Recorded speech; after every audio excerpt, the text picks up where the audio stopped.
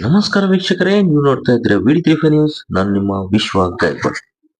ವೀಕ್ಷಕರೇ, ನಮ್ಮ ಬೀದರ್ ಜಿಲ್ಲೆ ಇನ್ನು ಕೆಲವೇ ದಿನಗಳಲ್ಲಿ, ಕೆಲವೇ ತಿಂಗಳಲ್ಲಿ ನಗರಸಭೆಯನ್ನು ಬದಲಾಗಿ ಮಹಾನಗರ ಪಾಲಿಕೆಯಾಗುತ್ತಿರುವುದು ತಮ್ಮೆಲ್ಲರಿಗೆ ಗೊತ್ತಿದ್ದ ವಿಷಯ. ಇಂದು ಬೀದರ್ ನಗರಸಭೆಯನ್ನು ಮಹಾನಗರ ಪಾಲಿಕೆಯಾಗಿ ಮೇಲ್ದರ್ಜೆಗೆ ಏರಿಸಲು ಸರ್ಕಾರ ಆದೇಶ ಹೊರಡಿಸಿರುವುದು ಸರಿಯಲ್ಲ ಎಂದು ಬಹುಜನ ಸಮಾಜ ಪಕ್ಷ ಆಕ್ಷೇಪ ವ್ಯಕ್ತಪಡಿಸಿದೆ.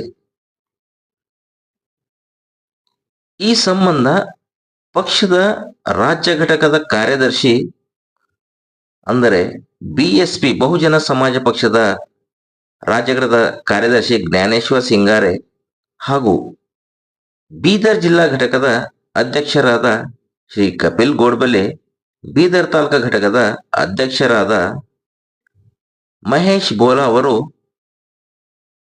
ಇಂದು ನಗರದಲ್ಲಿ ಜಿಲ್ಲಾಧಿಕಾರಿ ಅವರಿಗೆ ಮನವಿ ಪತ್ರ ಸಲ್ಲಿಸಿರುತ್ತಾರೆ.